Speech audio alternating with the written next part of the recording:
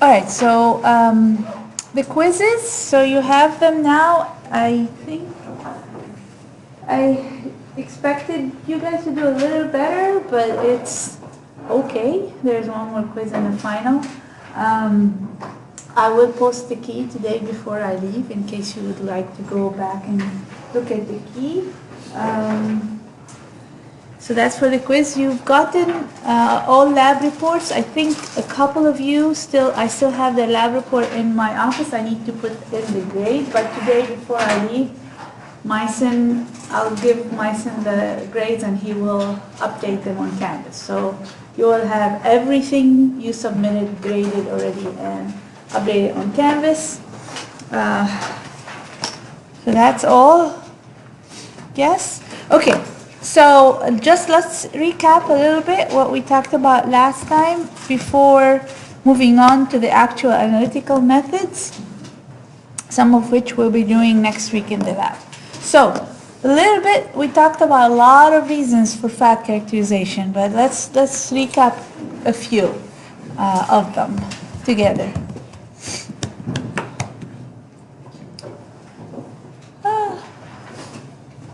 I don't give up, I always expect you to answer. All right, who raised hand? Caitlin? What was the question again? Yeah. What is nutrition labeling? Nutrition, what's on the nutrition label? Total fat, trans fat, saturated fat. So, yes, for total fat is not characterization, it's fat quantification, but yes, trans fat, unsaturated fat, what were you going to say? Determining shelf life stability. Determining shelf life stability because, let's say, presence of unsaturated fat will result in more lipid oxidation. Also, presence of lipase might result in lipolysis and hydrolytic acidity. I saw another hand up. Yes, Claire? What might happen to a food product during processing? During processing, so for example, during frying of the oil, you might release free fatty acid. You also might have those fatty acids might oxidize. Testing of refinement of the oil, testing of winterizing, and all of the sorts that we talked about last time. So please review those. This is kind of important to understand why we do what we do in terms of fat characterization. Okay, so now with analytical methods, what we're going to talk about specifically methods for bulk fat or oil. What we mean by bulk fat or oil is basically if you have olive oil or if you have butter or any sort of fat or oil, then you can look at these characteristics. So we have a whole list of physical characteristics we're going to talk about briefly. And then you can determine the iodine value, which is for degree of unsaturation of your oil. Saponification value is characteristics of the oil, and it provides you with the average molecular weight of fatty acid or the dominant fatty acid in the oil. And free fatty acid, it's measured to determine degree of efficiency of refinement, or if you had hydrolytic rancidity, or, for example, the life of the oil, frying oil. You can also, other than methods for bulk oil and fats, you have methods to determine lipid oxidation. So we have what we call measuring present status. So you have an oil, you want to determine the current status of the oil. Is it oxidized, and at which level of oxidation it is at? So you measure primary oxidation products and secondary oxidation product of the current oil. Evaluating stability, that means you have a fresh oil and you want to determine the shelf life of that oil. So evaluating stability, that means we often determine what we call induction period. The time the oil takes before it starts oxidizing. Okay? Often these methods are also used to determine the efficiency of an antioxidant. So we added an antioxidant, synthetic or natural, and you want to determine if that antioxidant is going to extend the shelf life of the oil. So you kind of measure the induction period with and without that antioxidant in there.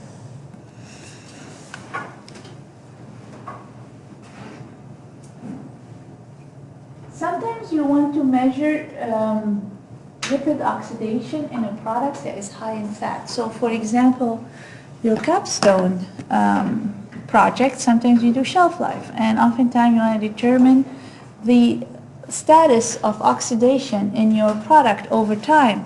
So what you do, the first step is you want to extract that lipid portion from your sample and then measure the oxidation of it.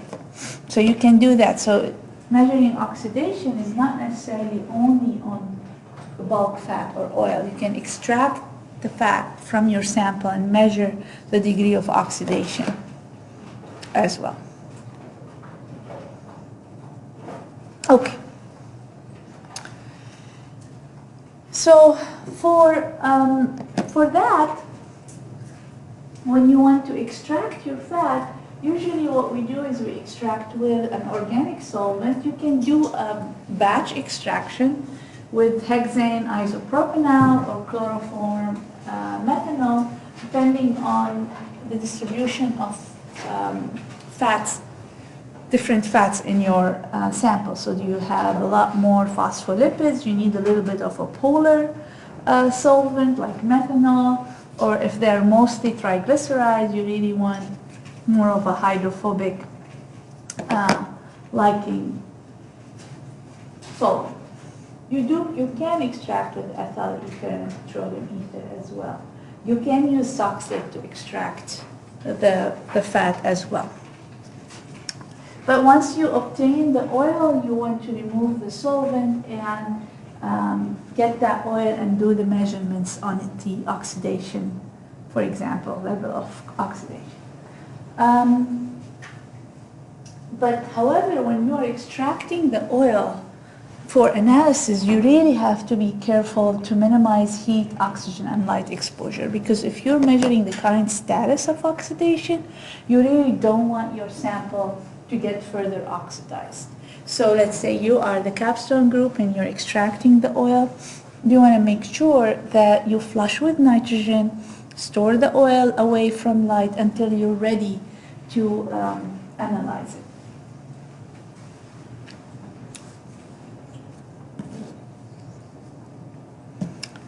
Okay.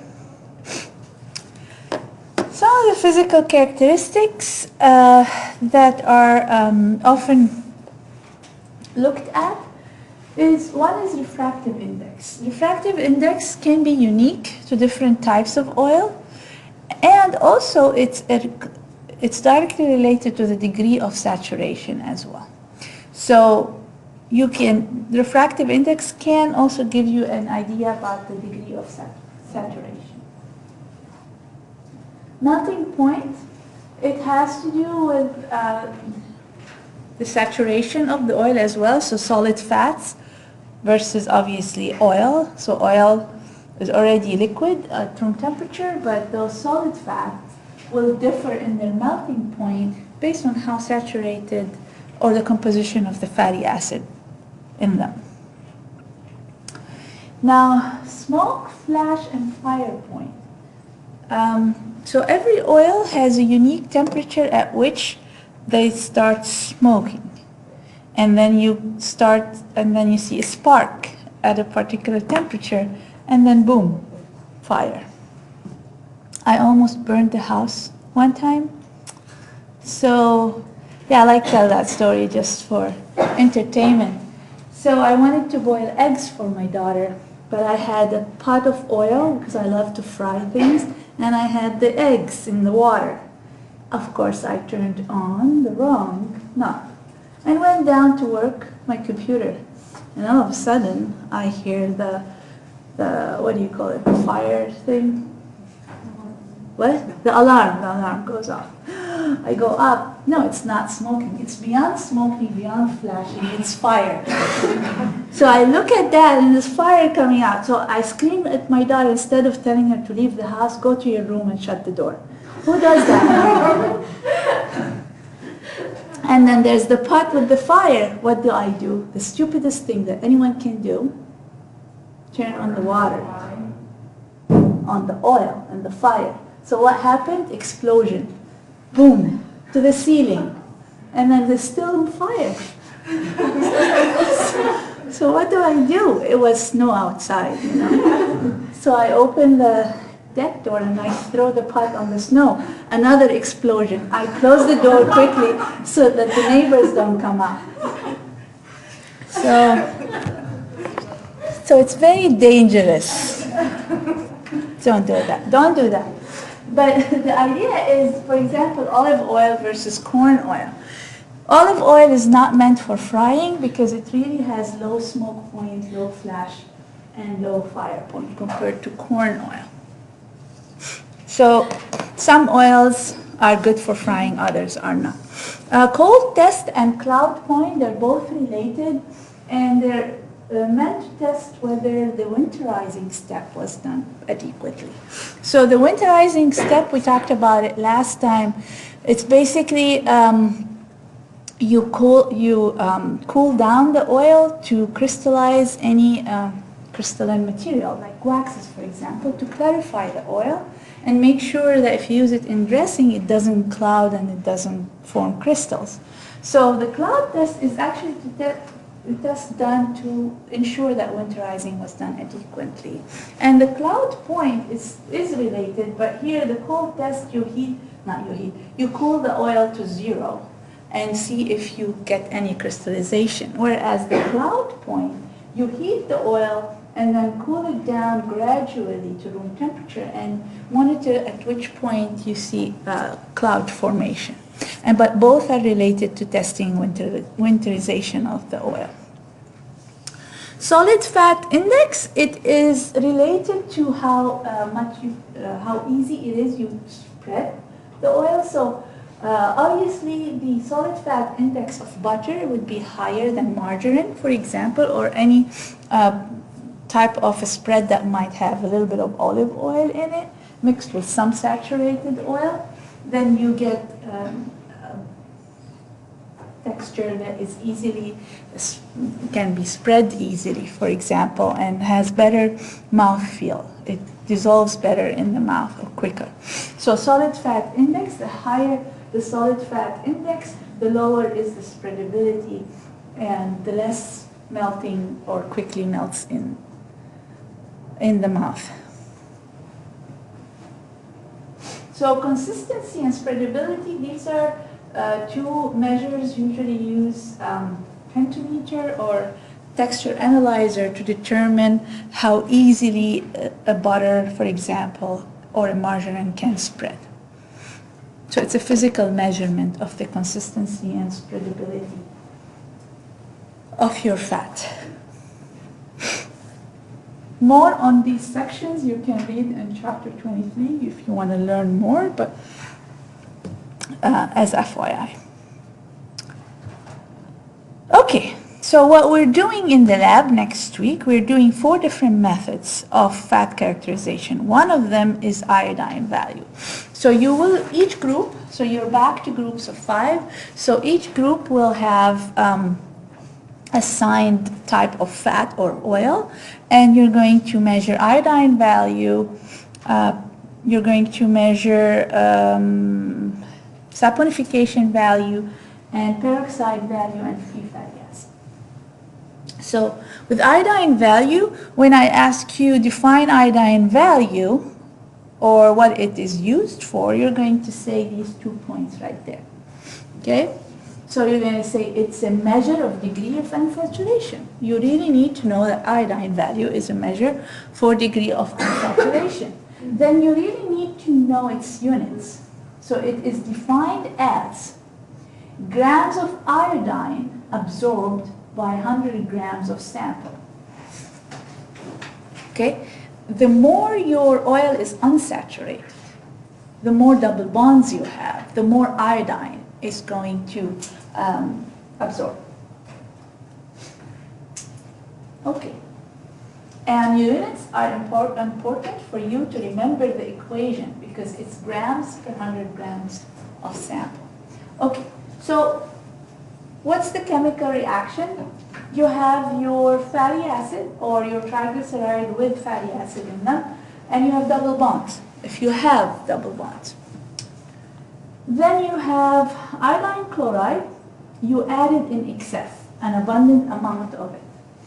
And then if you have double bond, the double bond will be broken and iodine will be taken up. And then you will have a remaining amount of unreacted iodine chloride. The more double bonds you have, the less remaining iodine chloride you're going to get. Okay? If you have no double bonds, zero, all not saturated, or, sorry, all saturated, all of what you put in there will be present. Okay. Then the remaining iodine chloride, you will react it with potassium iodide, generate iodine or iodine. The iodine in presence of starch as an indicator, you'll get a blue color. This is what you'll have in the lab. You will have, at the end of the reaction, you will have a blue colored solution, which you will titrate with sodium thiosulfate to colorless. So your titration in the lab is going to be, instead of titrating to a color, you're going to titrate to colorless, completely colorless. Nothing in your different layers will have any color. And then now you want to determine iodine value. So let's see here. If you have saturated oil, will you have more iodine? Or if you have mostly polyunsaturated, you'll have more iodine? The production of iodine here. Please, all of you should be able to answer this question. Iodine here will be higher if you have more unsaturation or if you have low degree of unsaturation. You know. Wake up.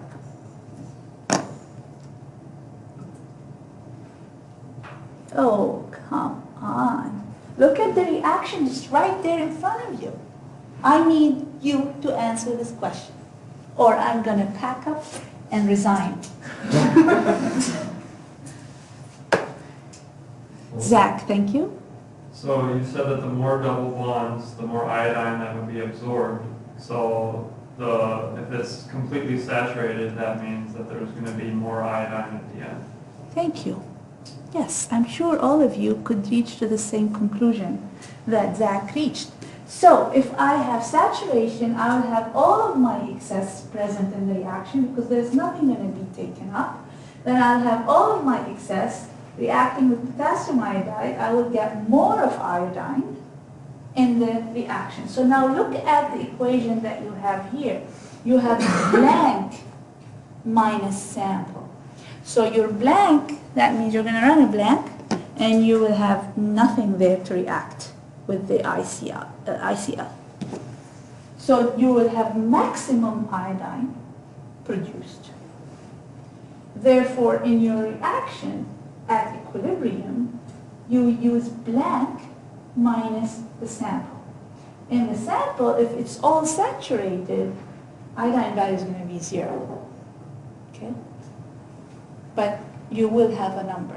You don't have completely saturated samples. Okay. So deriving this equation is similar to deriving the percent nitrogen that we did with Kelda. So I'm not going to go through the deriving of the entire equation, but I just want to remind you, it's really important to know that so you can remember your equations and know what these numbers, where these numbers are coming from. Number of moles of one reactant equal number of moles of another at equilibrium.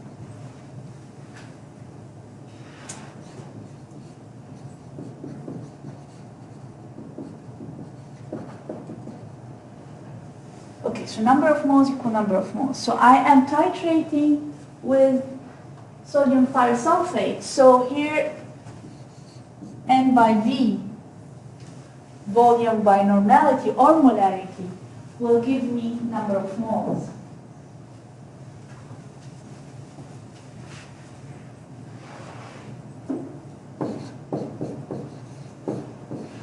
And number of moles of iodine equals mass over molecular weight.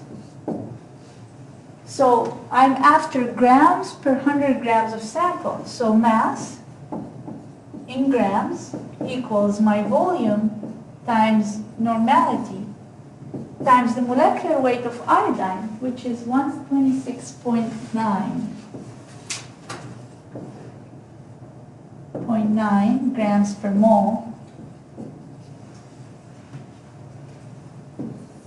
Since I want grams per 100 grams over the weight of the sample, which you will be weighing out a sample, times 100.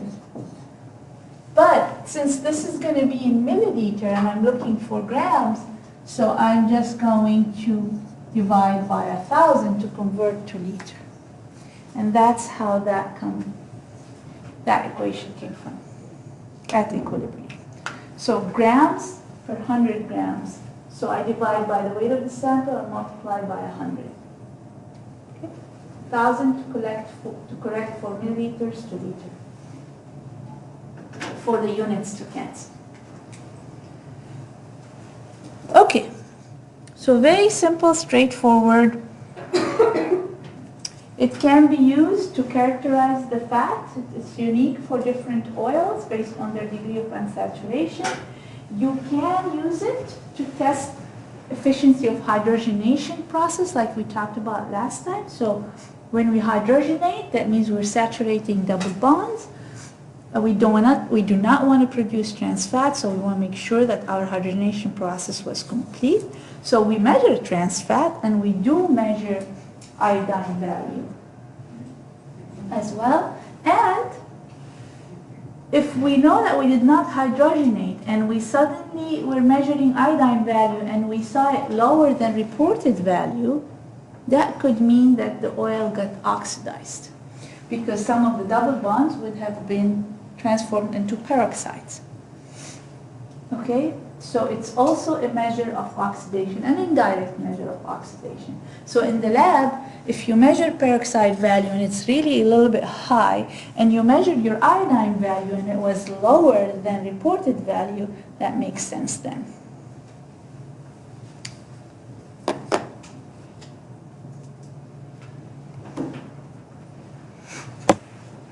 Okay. The next experiment you're doing is saponification value. So again, what is saponification value? If I ask you in the test, you would go, it's an index for average molecular weight of triglyceride in the sample. So every oil or fat has a unique saponification value, and you can use that value to deduce the average molecular weight of triglyceride or specific fatty acid, or the most dominant fatty acid in your oil or fat. How do we define it? In this case, it's milligrams of KOH required to saponify 1 gram of sample. So this is important to know the units. Milligrams of the reactant here, KOH, that will saponify 1 gram of sample. So the reaction is, you have your triglycerides in your sample. You're going to react it with potassium hydroxide, a base. And from what you know, based on running the GC lab, base will break your glycerol backbone and release your fatty acids as salts. So what you do is you put an excess amount of KOH that will be enough to saponify your triglyceride. And then the remaining KOH, you titrate with HCl. So this is base, you titrate with HCl. Phenolphthalein in base is pink. So again here, you're titrating to colorless. So this lab is going to be all opposite, titrating to colorless. Okay? But again, in the equation, blank minus sample. Why? Because if you don't have anything here, you have all of KOH present, nothing is reacted with triglycerides, then all of the KOH present would need more HCl to reach equilibrium, therefore it's blank minus sample again. Again, at equilibrium, you would have number of moles equal number of moles, so you have your volume, you have the normality of HCl, and then 56.1 is the molecular weight of KOH. So at equilibrium, number of moles of KOH equal number of moles of HCl. And therefore, you multiply by the molecular weight of KOH because we are looking for milligrams of KOH. So here, since the value is going to be in milligrams per 1 gram, I divide by the weight of sample. You see here, I don't correct by 1,000. I do not divide by 1,000. Why don't I divide by 1,000 in this case? Because it's milligrams. Thank you, Sam, because it's milligrams. So I'm not correcting for milliliters to a liter. I keep everything in milligrams, so no multiplication by 100 because it's per 1 gram, and no division by 1,000 because it's milligram. Okay? Now let's do some fun calculations. Pull up a sheet of paper for a +2.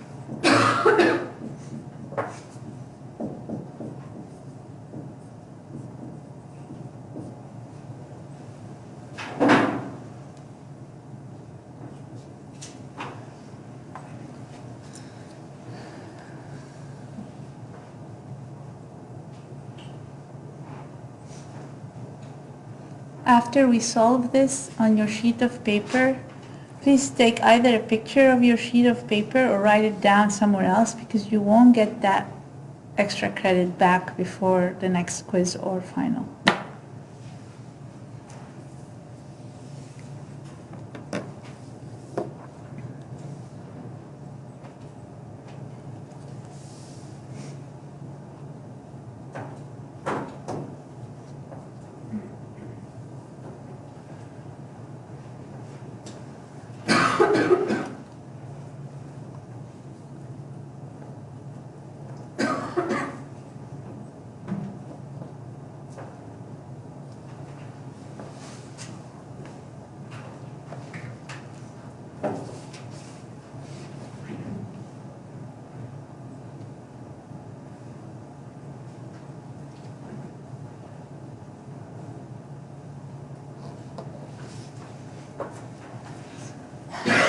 Anybody on the right track or has started that can share with us what they're doing?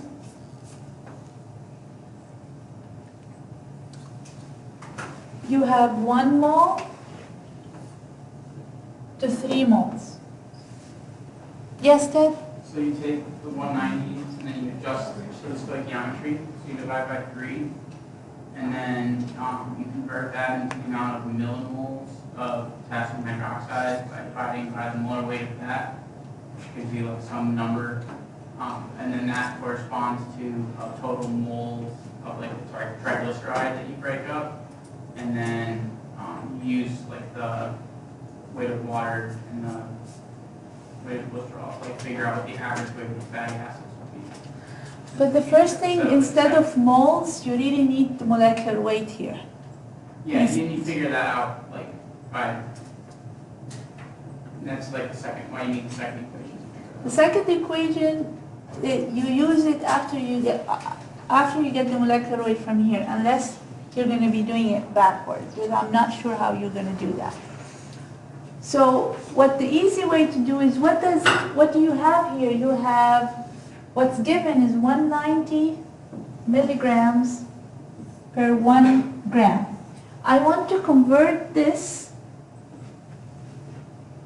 to grams, so I have units. 190 milligrams, so I have 0.190 grams to every gram of fat, KOH, to every gram of fat or triglyceride. Okay, so I can put that here. I can put for every gram, I'm reacting 0.190 grams of KOH. Now, if I want to get the molecular weight, grams per mole, I have the grams per mole here. I have 3 times 56.1 grams per mole. Because I have the molecular weight of this. So I know now 1 gram reacted with 0.19 grams, and I know that this amount, 1 mole of this reacted with 3 moles of this.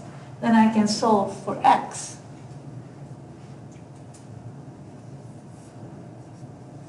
Right?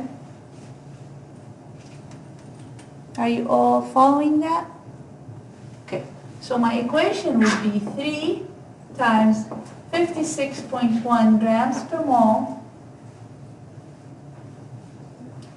times 1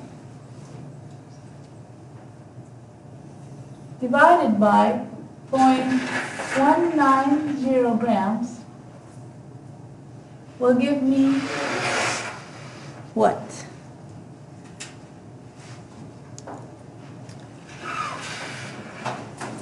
Eight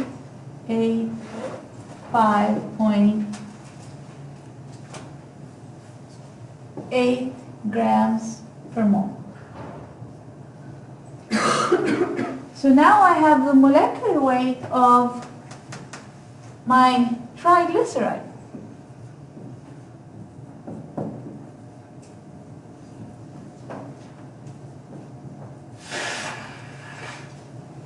Plus 3 molecules of water will give me 3 fatty acids and a glycerol, right? Because when we have 3 fatty acids react with a glycerol, it's a condensation reaction. It's going to give me 3 moles of water. So if you know that, then you can just put an equality equation. So 3 into 18, which is grams per mole, the molecular weight of water. I'm solving for fatty acid. And I gave you the molecular weight of glycerol. Time's up. Okay. Then I will solve for fatty acid. Plus 3 times, is it 54? Right? Minus 92. They all have the same unit. Over 3 give me 1 fatty acid.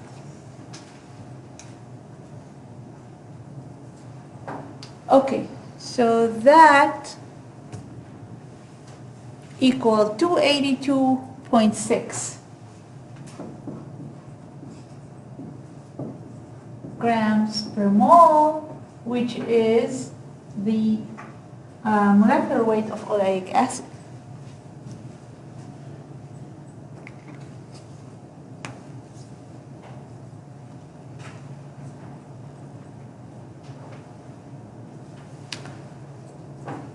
Do you all understand how we got this?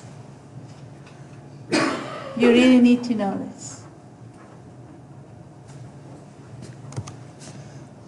This is the same, but here it's detailed more with units and all.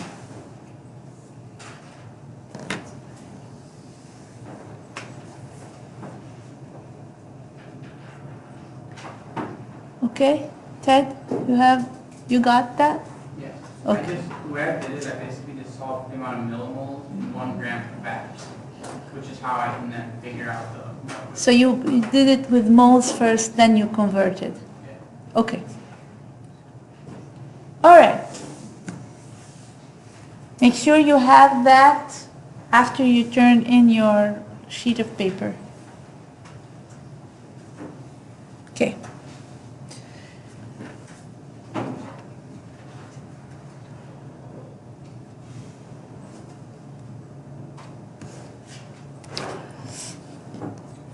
So free fatty acid, another assay you'll do is very simple assay. It's because it's acid and it's present as free, not bound to a glycerol, so you can just titrate it against a base in the presence of indicator. In this case, you are titrating for an end pink color. So you'll add phenolphthalein as an indicator. Phenolphthalein in acid is colorless. In this case, you are titrating to a pink color. It does measure the free fatty acid. It is an indication, as we said already, of refining. Refining is basically you get a crude oil, you treat it with a base, and then you produce soap, you remove that, and you get a refined oil. So to determine the adequacy of refining, you measure free fatty acid. You'll notice that olive oil, crude olive oil, will really have high level of free fatty acid. Indication of hydrolytic acidity over storage. If you have lipases, then you will get free fatty acid. It's also an indication of age of frying oil, because moisture from your food with the triglycerides and the heat, you result in breaking the linkages and releasing free fatty acid over time. So it's percentage, so this means it's grams per 100 grams. So we divide by the weight of the sample and multiply by 100. And 282, if we're doing olive oil, for example, use the molecular weight of oleic acid. And here it's sample minus blank, because the blank you don't expect to have free fatty acid in it. And here you also correct for milliliters to liters, so you divide by 1,000 because it's grams per 100 grams. There are conversion factors. If you use 282 and you got percent fatty acid, but you really want to determine it as palmitic acid, you multiply by a given factor. Usually there are tables for that. We can come back to recap questions another time. You do have these recap questions, so you can review them.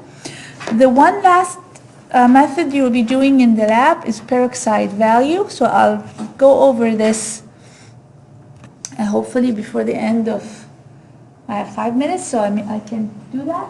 Okay, so peroxide value is the primary oxidation product. So you're measuring the first reactant or the first product of oxidation. So it is defined, again, so when I tell you what is a peroxide value, so it's a measure for peroxides, which are the primary products of oxidation, and it is defined. Do not forget the units. It's defined as milliequivalents of peroxides per 1 kilogram of oil or sand. So a freshly refined oil or fat will have a peroxide value of 0 or very close to 0 because oxidation can happen very fast. So very close to 0. What about a very rancid oil? What do you think the peroxide value of a very rancid oil is? Zach? Isn't it also 0? It's 0 because the reactions continue, so peroxides will become secondary metabolites. So basically, a very rancid oil with a very fresh oil will have a peroxide value of 0. How can we differentiate them?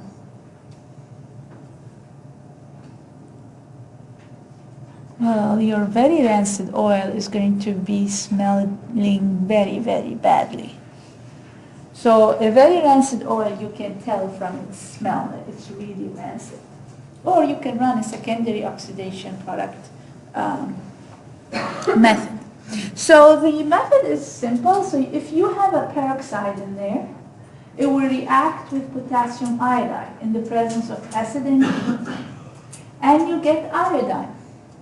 The iodine, again, same thing. Starch as an indicator will give you blue. Sodium thiosulfate is your titrant. You get colorless at the point of equilibrium.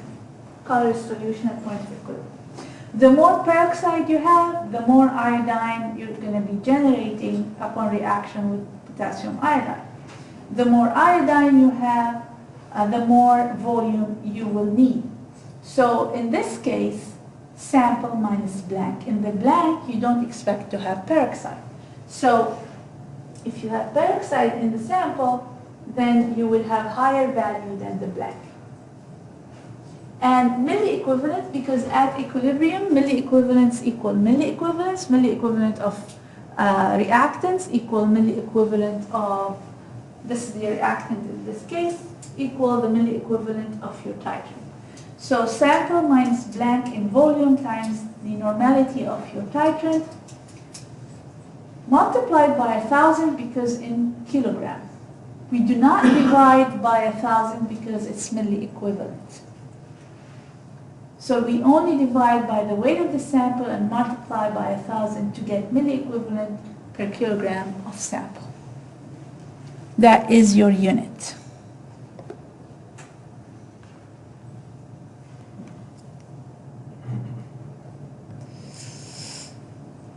Okay, I'm gonna stop here. Happy Thanksgiving. See you guys on Monday.